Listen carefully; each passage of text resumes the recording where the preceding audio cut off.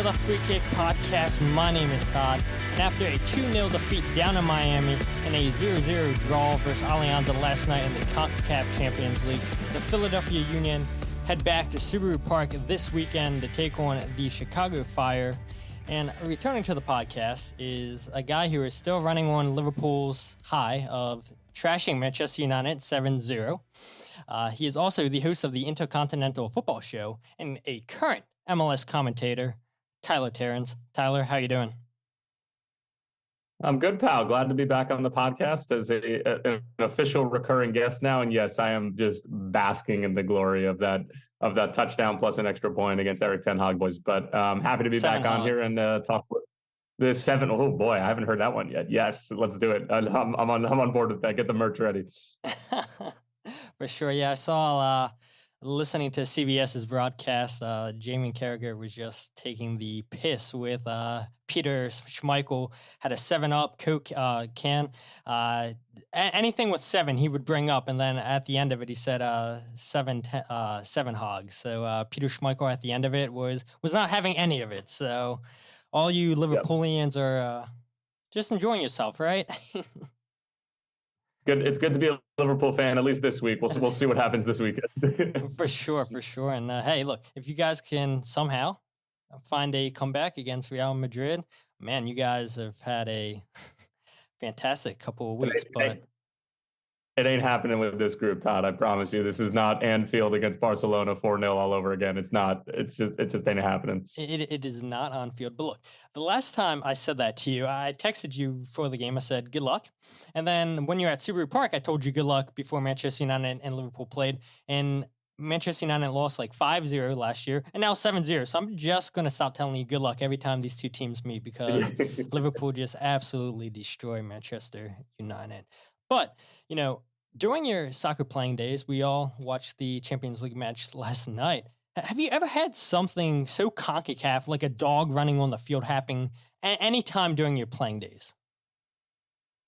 During my playing days? I mean, yeah, when I was like playing U12 at Fort Dix in New Jersey. Yeah, I mean, like there were dogs that would run on the field sometimes, but that's not the first time or the second or third, honestly, that I've seen a dog run onto a field in a CONCACAF match. I mean, like when I was working at Vista World Link and doing CONCACAF Nations League C games, between Anguilla and, Sint Maarten, a dog running on the field was kind of a normal thing. When I saw it, I was just like, oh, okay, yeah, this makes sense. But like, I look at Twitter and people are losing their minds. I was like, all right, like people aren't used to seeing that. But it's crazy, but that's what makes this tournament amazing. And I think that Austin fans, welcome the CONCACAF Champions League. Go play a Haitian team down in Dominican Republic and get your doors blown off. It's a nice little christening. It really is. And then you have the complete opposite with Orlando City, who get a great result down in Mexico against Tigres. So the CONCACAF Champions League is back alive and well. And we couldn't be more excited for that competition. But you're here to talk Chicago Fire. And before we get into all that, I do want to talk about the Apple deal because like I said, and for people who are living under a rock, you are now working with MLS and Apple as one of their commentators at a national level. So I just want to get your thoughts. You know, first week, you and Devon Kerr is your broadcast partner. You guys called the DC United versus Toronto FC week 1 match, and then Orlando City and Cincinnati week 2. And by the way, MLS couldn't have put a better team together, in my opinion, other than you and Devon Kerr, because you guys, have called a ton of games, U.S. Open Cups, USL games. So the chemistry was already there between you two. And I'm just picturing your call from that game against DC United with Teddy KDP scoring the game winner. And I wish a camera would have been on you guys' faces, because I'm sure you guys were like smiling so hard, like, what did we just witness? And you guys going to have had a better introduction to your debuts on the TV deal. I said that to Devon when we were done and walking out of the stadium. I looked at him and I was just sort of like, that could not have gotten better, because not saying any commentator can sound good when the game's super exciting, but it makes it much easier for you to showcase how you handle big moments if you get a big moment. And Ted Kudipietro gave us a huge moment, and Click scoring his first goal and scoring the first goal of the season for both teams was amazing. And then Bernadeschi leading the comeback and the whole thing, even though Insigne came off, like the game just had everything, and it was so easy to settle in with a 5-goal scoring bonanza. And yeah, I mean, working with Devon is so easy. He and I have done over 200 games together in the past, like you mentioned. And we're also best friends. Like, I talk to him on the phone probably once or twice a day. And it's just sort of like, it's a dream come true to be able to not only call games at a national level for Major League Soccer in the top division of soccer in this country, but to get to travel to a different city with one of my best friends in the world every weekend. Like that, to me, it doesn't really get much better than that. My United app is a bloodbath, and there's flights, basically for the next like 6 weeks. And I don't have much of a social life here in Chicago anymore, but that's okay, because I get to do something that I genuinely love with a guy that I really can't imagine doing it with anybody else. And that's nothing against Tony Meola, who is my former broadcast partner, but like Devon and I have just done so many games together, and we're just very close. Not that Tony and I aren't, but yeah, it's just it's amazing, and it's an honor. And there's a lot of great broadcasters who are involved in it, and there's a lot of great broadcasters who are left out of it.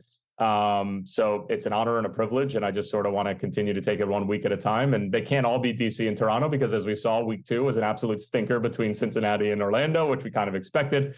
But I have a feeling that Seattle and Cincinnati will not be a stinker this weekend, which is where I'm headed. Yeah, I mean, you got a fantastic game. Seattle, arguably the hottest team right now in MLS. Cincinnati, it's unbelievable what they've been able to do under Pat Noonan. And yeah, I mean, if we get a lot of goals in that game, I would not be surprised. I mean, maybe not DC Toronto levels, but it's got to be better than Cincinnati and Orlando, like you guys had last week. But I'm curious, though, for people that maybe have never heard Tyler Terens call a game before, maybe people want to check out Tyler Terens calling a game, and maybe in the future you'll call a Philadelphia Union game for MLS. You have a saying that says, turn off the world and turn on the game. We're playing for 3 points. Can you let everyone know how that came about, what that saying is? Yeah, so that's an interesting question. So that's how I lead off every broadcast when we get the opening whistle. I say, in our head referee today, Lucas Spalla, gets us underway, and then I say, turn off the world and turn on the game. We're playing for 3 points at Subaru Park on the banks of the Delaware River, and we get going. So I've always kind of been not against, but like I never really was on board with like having something that was like a catchphrase, because I just thought it was kind of gimmicky, and I also just didn't have one in the first few years that I was calling games down at Vista World Lincoln, Florida. And when I was living in Florida, my grandfather was turning 100 August 6th. God bless him. He's still driving and cooking, and he's totally autonomous. He's the oldest man to ever attend Burning Man. He is a living legend, World War II veteran, got the French Legion of Honor from President Macron at the most recent anniversary of D-Day. Like, this guy has seen and done it all. And I'm proud to say he's my grandfather. He always tells me how proud of me he is, but it's the other way around. But anyway, I was hanging out with him in Florida one day, and we had just finished up lunch. We were listening to the Mets on the radio like we typically do down there. And we were just talking about broadcasting. And then he goes, "Hey, Tyler," he goes, "What do you think about when the game starts saying, turn off the world and turn on the game?" And I was like, wow, I actually really like that. And he goes, "You don't have to say it if you don't want to." And I said, "Baba," I was like, I love it. That's his name, Baba.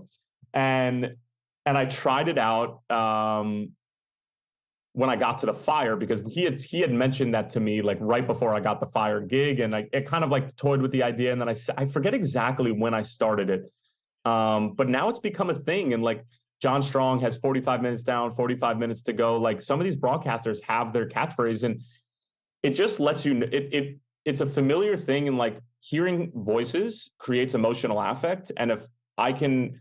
And especially since we haven't been on camera with Apple TV, if I can have something where people know it's me calling the game, then I think that that's a good thing. At least for if I'm talking selfishly about my own personal brand. But I also do it because I love my grandfather to death, and he gave me that. And like, some people don't like it, and then they'll say, "Where did you get that?" And then I tell them the story, and they're like, "All right, well, that's really cool." But it shouldn't, like, it's not about that. But for me, it is. And yeah, that's the story behind it. And yeah, he's amazing, and can't wait to celebrate his 100th birthday. And I can confidently say I will not be calling an MLS game that weekend on August 6th. I'm going to be taking some time off with the family and enjoying celebrating triple digits for a legend. Oh yeah, 100% a legend. I mean, and I love it. It's an ode to him. Said, "Hey, Tyler, I like this call," and you're like, we're doing it 100%. And not only were you doing it with Chicago Fire, but you've continued that now with the MLS season pass deal in your first 2 games that you called in. I'm sure we'll hear many more calls from you down the road with the same catchphrase. But I'm curious, just your thoughts on this overall deal, because obviously I know you're happy you called it already, that you're happy that Apple and MLS said, hey, we want you to be involved with the deal. And I'm sure it's got to feel weird for you not calling Chicago Fire games every week with Tony Meola, right? No, for sure. And, I got so comfortable with Tony, and we had such a great rapport. I think we had a really good balance. And when I took the Fire job, and I sort of said to executives, I was like, hey, they asked me, they were like, what are your goals? What are your career goals? And I said, well, it's no offense to the Fire, but I kind of want to be the Mike Breen of soccer, right? This is 2000, this is at the beginning of 2020 before COVID, and we didn't know what the TV deal was going to look like. We didn't know if RSNs were going to go away and everything like that. But I sort of said to them, I was like, I want to cover the Fire, but I also want to cover the league at a national level. And, if that were to work out schedule wise, but that's sort of my goal. And now we find ourselves with this opportunity here, fast forwarding 3 years later. But yeah, for me to not be on the call for the season opener against NYCFC this past weekend and be in Orlando while that's going on with all these people who have developed such great relationships with at the Fire, it was just a bizarre feeling. But this is kind of like the new world that we're living in. And a lot of people ask me whether or not it's a good thing or a bad thing for the sport. I think that it just is going to take time. It's change. It takes time to get used to it, because everybody loves hearing JP Dellacamera and Danny Higginbotham on the call for the Philadelphia Union. Everybody loves to hear Dave Johnson and Devin McTavish over at DC United. Like, these people, Dave Johnson's been doing it since the beginning, and he's the voice of the Wizards too. He is a voice of Washington, DC sports. Like, you get so emotionally attached to these people, like we talked about with voices. Like, it does create that emotional affect, especially when it's your favorite team that's on TV, and you get used to that voice telling you the story and giving you the action. And it takes time to get used to that. And I can understand frustrations, and I can understand people sort of like wanting their flavor. And they do have the option, especially at home games, to turn on the radio call if their commentator is going to be on the radio call. But but when you look at Apple TV, how clear the picture is, the level of production, the level of commentators around the country, how easily accessible it is across the world. And you hear all these stories about like Obina Wabodo's family back in Nigeria who are watching the game seamlessly when they struggled to watch their son in years past. And now they just get to flick it on, and it's that simple. Like, you can't help but think that this is an incredible tool, an incredible way to showcase a league that finally is accessible worldwide. And not for nothing, the studio and MLS 360, everything looks great. And this is turned around in such a short amount of time. But I'm like gushing about this company that I work for, not just because they're signing my checks, but because I genuinely think it's true. And most feedback on social media, I think rings true to that as well. Yeah, and I think you hit on every single point, and especially like my biggest argument was I hated local commentators were going away, but to MLS and Apple's credit, they've hired the best of the best, in my opinion. And like you said, some people got left off the deal, and fortunately for some, maybe they were able to go in and still call games, but on the radio side of things. So kudos to those clubs that were able to hire those people and still be involved with the club. I mean, you're still involved with Chicago Fire, maybe not calling games, but you're a brand ambassador, I think you said, on your podcast, where you still do like Twitter Spaces, and I'm sure do appearances with Chicago Fire. You're still living in Chicago, I assume. So it's like you're not too far away removed from Chicago. Yeah, no, and that I wouldn't have it any other way. Covering this league and not having some sort of connection to Chicago would feel even more strange than not being on the call for their games every week. But Chicago has become my de facto Major League Soccer team just by being so heavily involved in it for the past 3 years. And that's not to say that when I do call one of their games this year, then I'm not going to call it right down the middle. But it's just more so like, how could you not develop emotions, and how could you not develop a connection to a club when you're fostering these relationships and building lifelong friendships and work relationship. Like, it's just, I love the people, I love the city, and I love living here, and I just love covering the club as well.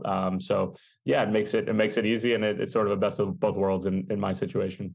Absolutely. Now, last one I'll give you, and then we'll talk about Chicago and New York City, and then just the team in general. For people that aren't aware, how MLS is doing things. I know we talked off air before we started recording. What's kind of the game plan? You guys are traveling regionally. You guys are going wherever MLS sends you. What's all that look like? Yeah, so we got our first several weeks from headquarters, sort of where we're going and getting all the travel schedules sorting out and everything like that. And I think that the goal is to sort of keep everybody, not necessarily regional, right? Because I was in DC one weekend, then I was in Orlando, Cincinnati, and then I'm not going to spoil it just yet, but then I'm somewhere else for week 4. But anyway, I think that they're just trying to keep everybody on their side of the Mississippi, trying to keep people Eastern Conference, Western Conference, with exceptions. And, it obviously depends on the schedule and people's availabilities and things like that. But yeah, I think for the most part, just trying to keep people, Eastern Conference, Western Conference, and then just sort of going from there and see where the chips fall. Yeah, I mean that's the way to do it, right? Because working with Chicago Fire, you have greater knowledge of the Eastern Conference than you do the Western Conference. Not saying that you don't know the Western Conference, but you see these teams twice a week. So not twice a week, but twice a season. So I mean, your knowledge, of course, is going to be greater. But let's go ahead and talk about Chicago Fire in New York City. For Union fans that aren't aware, that game ended 1-1.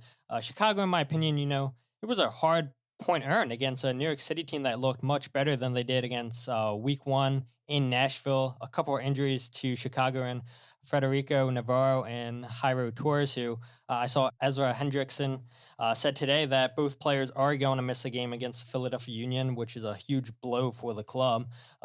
Both of those players exited the game early. Spencer Ritchie gets the first start and goal of the season because Chris Brady was injured. I know Chris was training with the team this weekend, so will he go back-to-back with Spencer Ritchie? Will Chris Brady make his debut? But I was listening to your latest podcast on the Intercontinental podcast, and I think you and I both agree pretty much that you were pretty high on Spencer Ritchie's performance, where he had good positioning in that game. He made 2 saves, nothing he could do on Gabby Pereira's goal. You talked about him just commanding his box, and I think that's very important for a goalkeeper. And I will say, for Chicago Fire fans that might be listening to the podcast, I'm sure we will see a rotating cast of goalkeepers this year. But as a Maryland native, I got to give love to Zach Thornton because he's a Chicago Fire legend. But look, whoever they decide to go with in goal each week, Zach's going to have that goalkeeper ready. And I think Chicago Fire fans, yes, it sucks, seeing Gaga Selena leave and now having uncertainty who's going to be a goalie. But Zach Thornton's going to have that goalkeeper ready, whoever it may be, week in, week out for Chicago Fire. And then obviously you have Kasper Schmeichel with that huge opportunity. Poor giveaway. I mean, we've seen a lot of poor giveaways early on in MLS this season. St. Louis getting 2 of them this season. I mean, come on, what's the league doing? Trying to give them all 3 points? But, I mean, Kasper Schmeichel can't put it in the back of the net. And I guess credit to Martins for taking away the anger from Kasper, and then he has to cut it onto his left. Maybe should have hit it first time, whatever. I mean, that's obviously one he's going to want back. And then you have the strike from Fabian Herbers to tie the game 1-1. New York City probably should have won the game, I'd say, in the 81st minute. Chanot had a free header from a corner kick. Keaton Parks had a flick on at the near post. Chanot hits it over the bar. But look, the Fire, I think they'll take that 1 point. I mean, it was a well-deserved point. I mean, you got to shoot the ball and create your luck, and that's exactly what Herbers did, and gives the Fire 1 point to start the season. Yeah, I think you hit on all the major points. I mean, I thought Spencer played incredibly well and was ready and made a couple of really big saves, was good with his feet, and just demands a lot of respect from the back line. And he and Rafa Schihos have a really good relationship. So, having a good relationship with the captain and the anchor of your defense is always a good thing. And it sort of helps make communication and things like that easier. But you're right. I think that the Fire were probably, I don't want to say lucky to come away with a point, but it was a very hard-earned point at home. And they looked like a team that was playing in their first game. And NYCFC looked like a team that was playing their second game. And, the conditions didn't lend to, the beautiful game. And, it was a little cold. It was a little wet. But for the most part, NYCFC were able to find rhythm. They were able to turn over the Fire a little bit, but NYCFC made their fair share of mistakes, and the Fire put enough pressure on to deserve at least a goal, in my opinion. NYCFC probably deserved 2 in the Chanot header. I think you're spot on.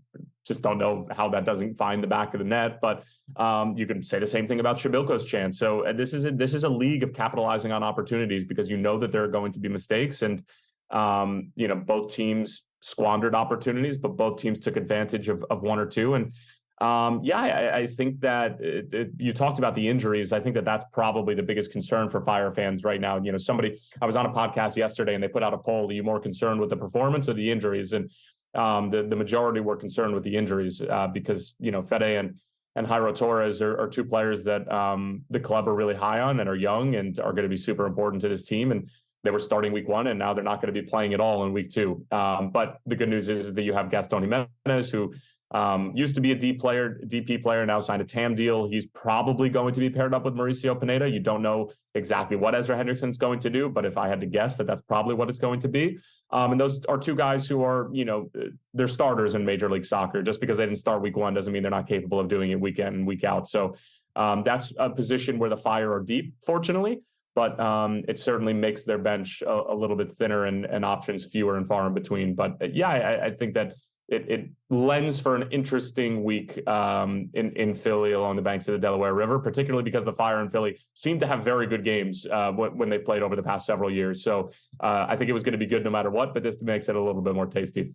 The first thing that comes to mind for me is whoever made the schedule for Chicago Fire, they absolutely hate the Fire. New York City and then Philadelphia, the first 2 weeks, like, what are you doing? Like, could have given them a little bit easier of teams to ease their way into the MLS season. But now let's go ahead and play New York City and Philadelphia Union at the beginning of the season. Two players that stood out for me, though, was Carlos Terens, the center back with Shihas. I thought Carlos was excellent, and they do have depth in the center back with Armsberg as well. It's going to be interesting to see what Ezra Hendrickson does with the center back pairing for Chicago Fire this season. But you had a right back make his debut, Arnaud Suke, who I thought was probably the best player on the night for Chicago. He had like 5 interceptions. I mean, he was getting all up and down the right flank for Chicago. What you make of his debut? Yeah, I thought he was good. He was a little shaky on the ball at times, and he gave the ball away that led to the Gabby Pereira goal.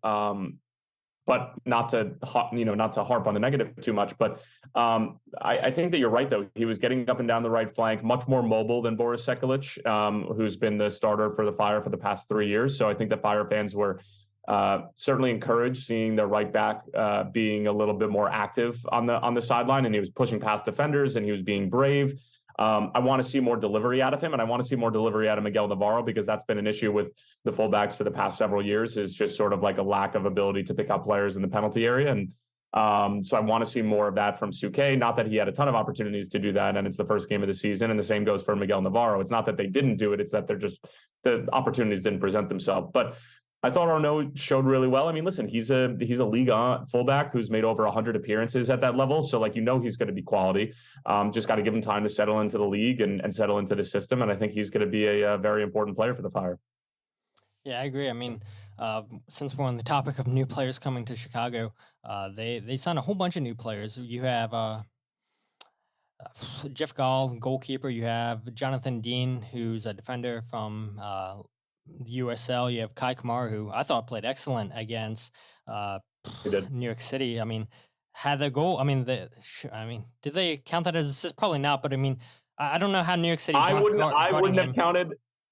Yeah, I wouldn't have counted as an assist, but I wouldn't be surprised if the league office gave it to him, to be completely honest. For sure. I mean, he goes so unmarked on the back post, like exactly what Chicago are going to aim for. And he does what he does best. I mean, he's so dangerous in the penalty box, wins the header because nobody's challenging him, puts it back in a dangerous area. New York City can't clear it. And, you got to make your own chaos. Yep, it's true. No, I thought that he came on and did really well. And obviously Ezra makes the change at halftime for Casper, who just, couldn't really find the game. And, is Kai Kamara going to start 30 games and play 90 minutes in most of those games? Absolutely not. He's 38 years old. But those are the types of situations you can bring him in, and especially if Casper can't find it. And I thought that he came on and did well. And Kai and Ezra played together at Columbus. So there's a real understanding and real trust between those two. So that's always good. And Kai is a fabulous human being. I mean, say what you will about Kai and how many teams he's bounced around to, but like my first interaction with him was nothing but, superb, and went out of his way to shake my hand, to ask me questions about what I do for the club and, how the whole Apple TV thing is going. So A+ human being. And I think a guy that just wants to score goals and win. And, how can you argue with that? Or how can you not want to play with somebody like that? So, I thought he did really well. And I think he's going to be a big part of what the Fire are trying to do this year, which is make the postseason. And they need goals off the bench because that's typically something that they have not gotten in the past. And I think that he's going to be an important piece for that. Yeah, I agree with you 100%. Then they bring in forward Kusias from Greece, and then they bring in another forward, Marin Hali Selassie, who scored a goal, but then it was ruled offsides. He looked promising in his debut for the club. I know he didn't start this game, came off the bench. I mean, it seems like Chicago Fire made all the right moves this offseason. And you go ahead and look, there's still rumors out there that they want to bring in a DP number 9. Will it happen? I mean, it's possible, right? I mean, they brought in 3 forwards this offseason. So, I mean, anything's possible, right? And I know Fire fans are disappointed with Kasper Schmeichel, where that one opportunity just couldn't put it in the back of the net. And he had 5 goals last season for Chicago, his fewest in MLS since he's been in the league, which is kind of mind-blowing to me because I felt like Kasper going to Chicago, like that system's made for him. You're playing with wingers. You're playing with a 10 behind him, and Shaqiri, who's a creator, had 11 assists last season and could only find the back of the net 5 times for Chicago. And then you have Jhon Duran, who basically took the spot from Kasper Schmeichel, and now we see him playing the Premier League with Aston Villa. But, I mean, just overall, the offseason that Chicago had, I mean, Fire fans have to be excited with that, right? No, for sure. And, I mean, it's crowded at the number 9 position right now. Kutsias, I mean, I think that you might find him in a position where he can play out on the wing. I think he enjoys playing the number 9, and that's where they envision him. But I think that he also might make some appearances off the bench on the wing as well. But I think that they have the opportunity to fill a DP spot. The official MLS transfer window doesn't close until the end of April.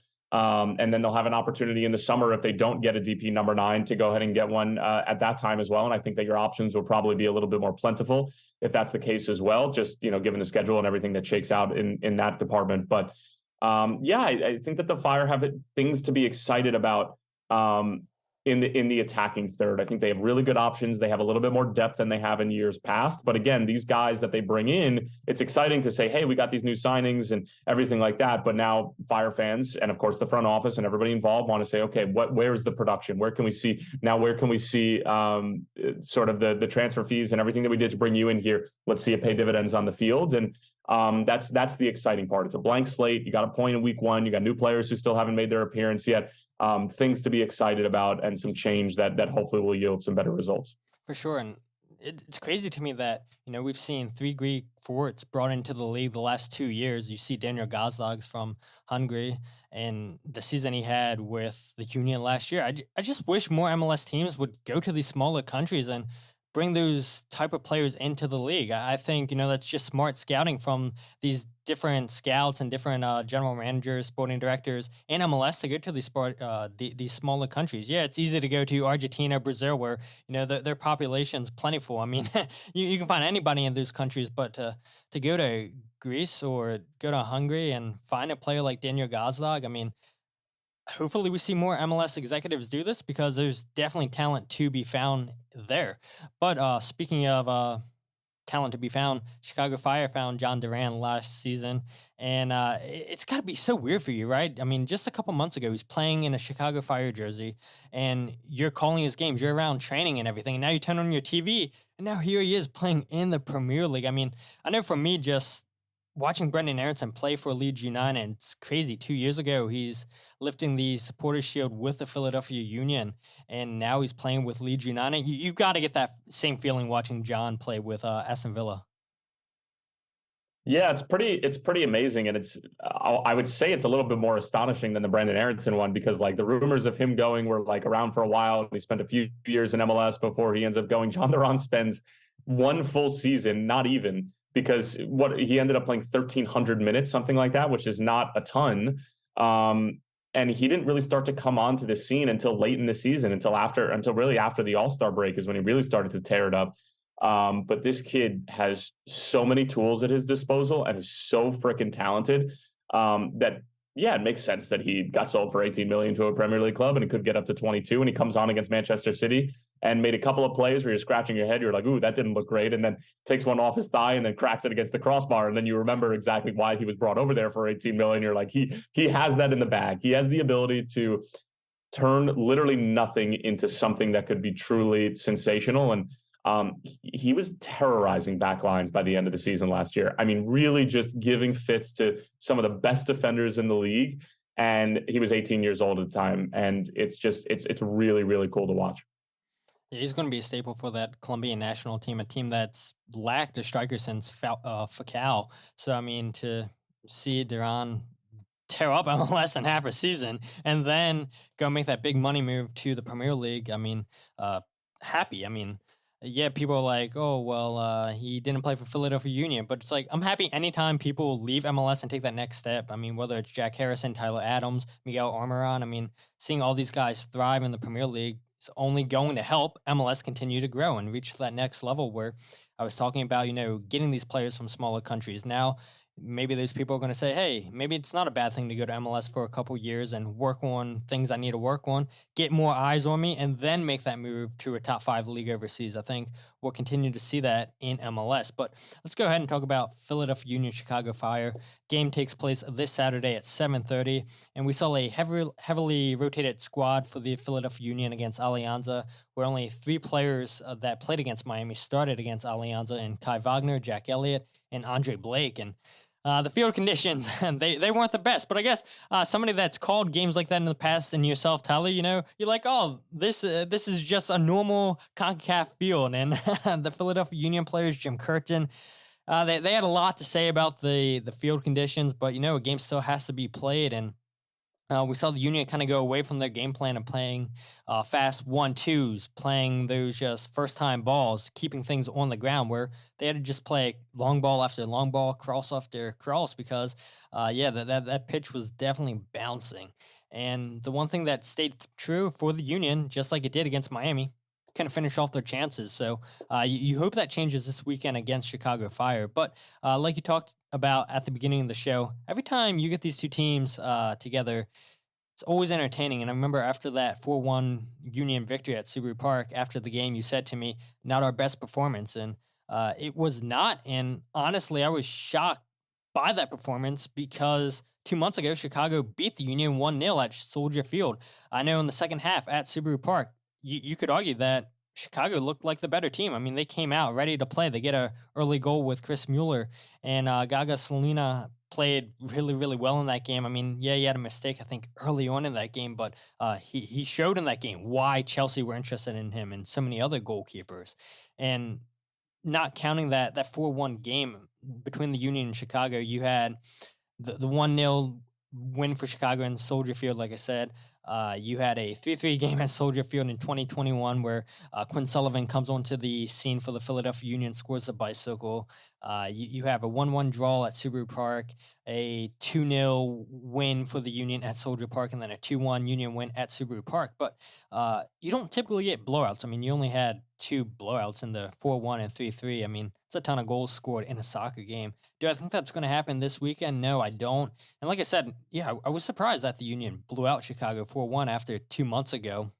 Chicago beat them 1-0. And I remember saying to Jim Curtin after that game, it seemed like the double pivot of Chicago gave the Union a lot of issues because in the past, when you look at some of the Union's results, they've struggled against the double pivot, and that's what Chicago does really well. And you talked about the depth there. Yeah, they're not going to have key players there this weekend, but they can put in players that would start other places in MLS. So I'm really looking forward to that midfield battle between the Union and Chicago this weekend. What are your thoughts on this game? No, I think you hit the nail on the head.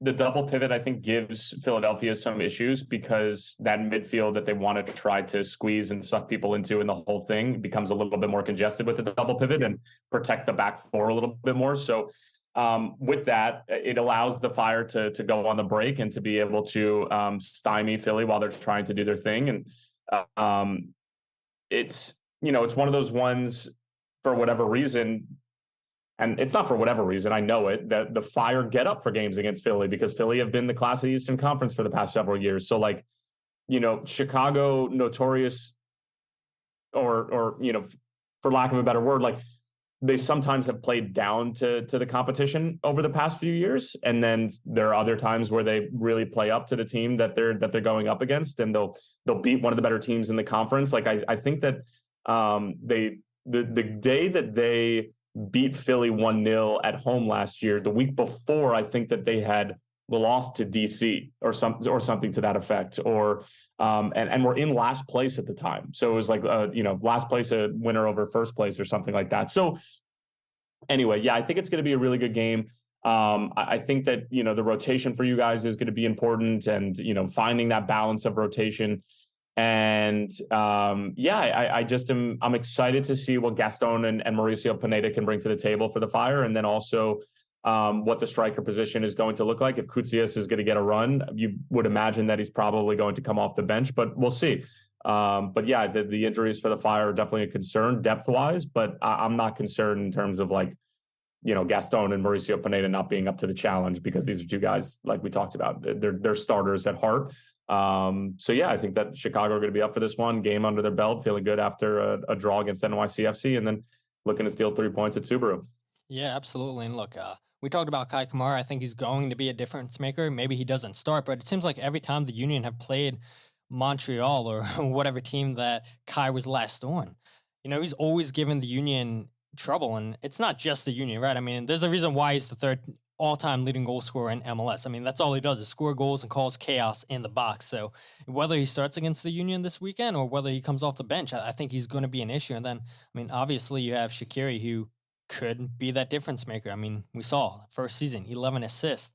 We were talking about a little bit about maybe getting in a DP striker for Chicago. Why not have Shaqiri hit out Roberto Firmino and say, hey, come to Chicago, there's your DP. I mean, you would love that as a Liverpool fan. I'll tell you what, Todd, I saw somebody throw that out there, and it took everything in my power not to hit the retweet button. But yeah, I mean, that would be pretty incredible.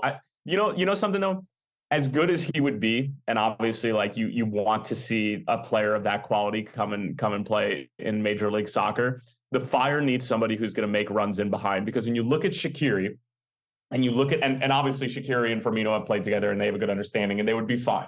But when you look at Shaqiri and when he's at his best, it's when he's picking out players who are, making runs in behind and stretching the back line. Shabilko has not been able to do that. When Duran was playing, Shaqiri was hurt a lot, and you never really got the connection between those two. But if you find a DP number 9 who can really bring some pace to the field and create more space for Shaqiri sitting in behind, create more space for Mueller and Gutierrez who are out on the wings, then I think it's just going to open up everything, because Shaq's ability on the ball and to ping passes is one of the best in the league, if not the best. So as much as Firmino would be great, I want somebody with a little bit more pace for me. But if we brought in Firmino, how can I possibly complain? Exactly. Yeah. It would be fun seeing these two reunited again for all the Liverpool fans out there. But real quick, my keys to the game for the Union to get all 3 points. One, I said this last week against Miami, it did not happen. Intensity, because the Union, they were tied for the second most goals in the first 15 minutes last season at home, scoring 6 goals. And they got off to a rocky start in their first 2 MLS games this season, where they couldn't get on the ball. They're being outshot. And if I remember correctly, that's how the game at Subaru Park started with Chicago and Philadelphia, where Chicago outshot them, outpossessed them, which, yeah, we know the Union don't want to have the ball. But, it's got to be frustrating when you can't even get a touch on the ball, which teams have been doing to the Union. So, I mean, the Union got to come out with that intensity that they had so much last season. 2, attack through the middle. Having 2 players in the spine of your team missing for Chicago, it's going to be a big blow. But we mentioned, I mean, they have 2 players that have played in MLS plenty, so they have experience there. But I really want to see the Union attack down the middle, because I don't think it's there yet. We saw a little bit of that against Columbus. Definitely wasn't there against Miami, and last night against Alianza. They definitely couldn't do that. And then number 3, get Mikel Uhre on the ball more. I looked up a stat. Anytime Mikel took 23 or less touches, the Union had a loss. Now, that's not saying that, he had a couple games where he had like 19, 18 touches against DC United, Colorado, Houston, and we all know the Union blew out these teams. But Mikel, regardless, needs to get on the ball a lot more, and those are my keys. But before I let you go, Tyler, the last thing I'll say is before you plug your social media in. I'm not just saying this because you're a friend, not because you're on the podcast, but would it surprise me if Tyler Terens is calling World Cup games in 2026? No, it would not. I mean, look, people that might know your story, how you got into commentating. I mean, it's a joke, right? You were doing it in college, just going over game tape when you were injured, talking into water bottles and everything, and your coach told you might be good at this. And you're like, man, you're just kidding around. And he was serious. I mean, look at you now. I mean, you were calling USL games, Phoenix Rising games, US Open Cup matches, the lead play-by-play for Chicago Fire, and now a national commentator for MLS. I mean, you've done so much in such a short amount of time. So, my friend Tyler Terens, you're going to become a household name. And like I said, it's not going to surprise me if you're calling World Cup games in 2026. Wow. Thanks, pal. I appreciate that. Yeah, it's something where it's obviously a goal of mine, but with this new deal and, just trying to settle into a new gig, I'm just trying to take it 1 week at a time and, just trying to tell stories as best as I can and give these fans the best product possible because they deserve it. The ones who are listening to the podcast, those who aren't, and everything in between. But thank you for the kind words. That's, it always is fun to like look back at those types of things. And every time I get a gig or I have a big opportunity, or if I'm feeling grateful, I always text that coach and my assistant coach, who's now the head coach at Stevens Institute of Technology in Hoboken. And I just thank them because they were the ones who pushed me to do it. And I wouldn't be here without them and without support of people like you. So thank you. I very much appreciate it. It's very kind.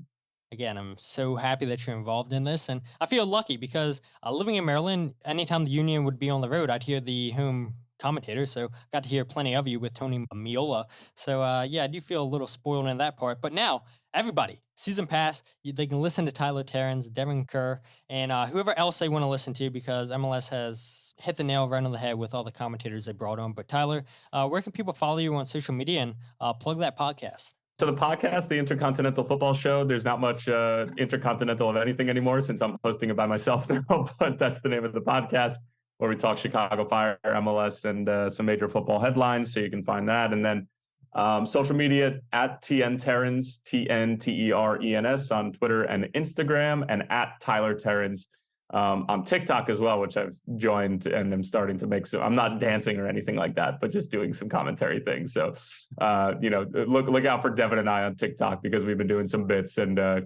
goofing around a little bit. So it's a good time. But Todd, thank you so much for having me on the pod, man. I always love coming on here with you, and you do awesome work. And, I hope to talk to you again soon after a big 3 points for the Fire. I can say that since I'm not on the call for the game. Yeah, I guess you can call it, right? But look, last thing, I promise. And I told you this before when you were on the podcast, like listening to other broadcast people like you and Tony, I feel like were the least biased, or one of the least biased in MLS. Like, I remember you telling me like, okay, yeah, you had to push homerism a little bit because Chicago Fire signed your paychecks, but like you guys call that game pretty neutral every time that I listen to you guys. And, now you get to do that even more with MLS and Apple. So again, if you guys haven't heard Tyler's commentary, check it out on the MLS Season Pass, $100 for the year. Super easy to get. You guys love MLS, so why don't you have the pass yet? But Tyler, thanks again so much for coming onto the podcast, and we'll speak soon. And if you guys aren't following the podcast on Twitter, Instagram, or Facebook, follow at Free Kick Pod, wherever you get your podcast. The Free Kick, and check out the website, thefreekick.net. I hope you guys enjoyed that conversation with Tyler Terens. It's always a blast when Tyler can find time to come onto the podcast. And I don't think you guys heard from Tyler last year. I can't remember, but happy to get Tyler on, get a MLS commentator on the podcast. Try to reach out to a couple people already, and how tight those people's schedules are. It's not the best, so I really, really appreciate Tyler making time out of his day to come onto the podcast. And you guys heard it. He made a podcast appearance on another podcast. He's doing his own podcast. He's calling games for MLS. He's traveling all over the East Coast of the United States. So the guy's busy, and he makes time to come onto this podcast and give you guys the lowdown on Chicago Fire. So again, super grateful for Tyler, and we will see you guys after hopefully a Philadelphia Union 3 points. But until then, my name is Todd, and this is the Free Kick Podcast.